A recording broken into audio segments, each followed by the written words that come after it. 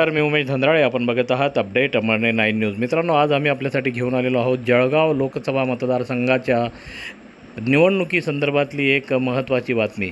जळगाव लोकसभा मतदारसंघामध्ये निवडणुकीची रणधुमाळी शिगेला पोचली असून भाजप आणि उद्धव बाळासाहेब ठाकरे गट यांच्यामध्ये जोरदार काट्याची टक्कर बघायला मिळणार आहे। आज उद्धव बाळासाहेब ठाकरे गटाचे उमेदवार करण बाळासाहेब पवार यांनी अमळनेरमध्ये प्रचाराला सुरुवात करून मोठ्या प्रमाणामध्ये जनतेचा प्रतिसाद मिळवलेला आहे। चला तर बघूया या संदर्भातला हा एक विशेष वृत्तांत। मित्रांनो, अजूनही जर आपण आमचं चॅनल सबस्क्राईब केलं नसेल तर सबस्क्राईब जरूर करा, सोबत बेल आयकन दाबायला विसरू नका, म्हणजे आपल्याला रोजच्या रोज नवीन अपडेट मिळू शकतील। जय हिंद, जय। आपल्यासोबत आहेत उद्धव बाळासाहेब ठाकरे शिवसेनेचे करण पवार। आणि करण पवार नेमक्या कोणत्या मुद्द्यांवर जळगाव लोकसभा मतदारसंघातून आपली उमेदवारी मतदारांसमोर घेऊन जात आहेत। आपण सीधी बातचीत करूया रणसंग्राम लोकसभा निवडणुकीच्या या कार्यक्रमात। करणजी, काय नेमके आपले मुद्दे आहेत?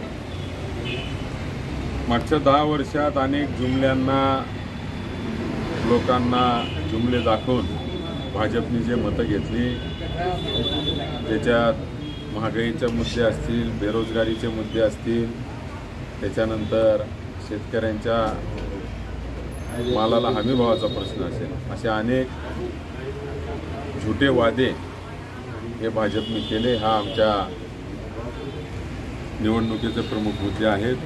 त्याचप्रमाणे स्थानिक पातळीवर जर आपण बघायला गेलं तर या ठिकाणी एक मेरिट जे घसरलेलं आहे पक्षातलं, की मेरिटवर उमेदवारी न देता पर्सनल इंटरेस्टने उमेदवारी देणे,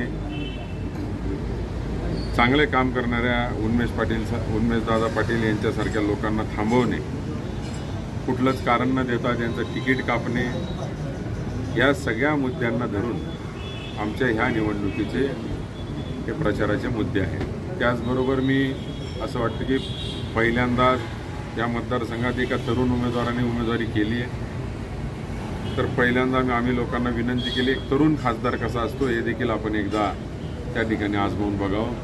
आमचा उद्धव बाळासाहेब ठाकरे गट शिवसेना हा पक्ष देखील पहिल्यांदा या मतदारसंघात मतदान मागतोय। मशाल चिन्ह हा आमचा पहिल्यांदा निवडणूक लढतोय आणि योगायोग आमचा अनुक्रमांकसुद्धा पहिला आलेला आहे। तर अनेक मुद्द्यांमध्ये आमचं हे पहिल्यांदाच येत आहे, तर मला असं वाटतं आम्हाला 1 नंबर मतांनीच लोकांनी निवडून पण द्यावं। आज अमळनेरमध्ये फिरत असताना अनेक ग्रामीण भागामध्ये आम्ही बघितलं, जिल्हा परिषदचे आपल्याकडे अध्यक्षपद भूषवले गेले, परंतु बाजूच्या गावांमध्ये सुद्धा पाण्याचे मोठ्या प्रमाणावर प्रश्न आज देखील त्या ठिकाणी आहेत। अमळनेर तालुक्याचा जो अनेक वर्ष नुसते त्याच्यावर नावं घेऊन मतं घेत आहेत लोक, तो पाडळसे धरणाचा प्रश्न हा मोठा प्रश्न प्रलंबित या ठिकाणी आहे। या ठिकाणी एक इन्क्युबेशन सेंटर फार वर्षापूर्वी केंद्र शासनाकडनं काँग्रेसच्या काळामध्ये या ठिकाणी सुरू झालेलं होतं, परंतु काही कारणास्तव ते बंद पडलं। नंतरच्या काळात उदासीनतेमुळे त्या ठिकाणी कुणी लक्ष घातलं नाही आणि ते चालू केलं नाही। ते देखील येत्या काळामध्ये आम्हाला चालू करायचं आहे। अमळनेरचे असे अनेक प्रश्न आहेत, इथल्या नदीजोड संदर्भातले असतील, इथल्या पाण्याचे प्रश्न असतील, याच्यावर नक्की आम्हाला काम करायचं आहे। शैक्षणिक एक चांगलं शहर अमळनेर आहे। आजूबाजूच्या 3-4 तालुक्यात मला वाटतं सगळ्यात उंच स्तर हा अमळनेर गाठू शकतो, अशी भौगोलिक परिस्थिती किंवा वैचारिक परिस्थिती पण अमळनेरची आहे। ती देखील अजून उंचवण्याचं काम केंद्र सरकारच्या माध्यमातून आपण या ठिकाणी प्रयत्न करू।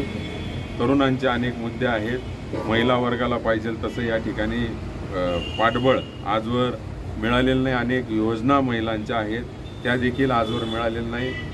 साध्या ॲम्ब्युलन्सच्या छोट्या इथे राजकारण मोठ्या प्रमाणावर आहे, छोट्या ॲम्ब्युलन्सचे राजकारण केले गेलेले आहेत। त्या एक ॲम्ब्युलन्सच्या मागण्या अनेक दवाखान्यांमध्ये किंवा PSC सेंटरला आहेत, त्याचे देखील प्रश्न आपल्याला मिटवायचे आहेत। असे लहान्यापासून ते मोठ्या प्रश्नांपर्यंत खूप आहेत। अशा अनेक प्रश्नांना, विविध घटकांच्या प्रश्नांसाठी आपल्याला काम करायचं। रोजगार, पाण्याचा मुद्दा, पाडळसरे धरण अशा अनेक मुद्दे घेऊन जनतेसमोर जाणारे करण पवार आता आपला काय जादू या मतदारसंघामध्ये साबित करू शकतात हे येणाऱ्या काळातच स्पष्ट होणार आहे। अपडेट अमळनेर 9साठी मी उमेश जोंधळे, अमळनेर.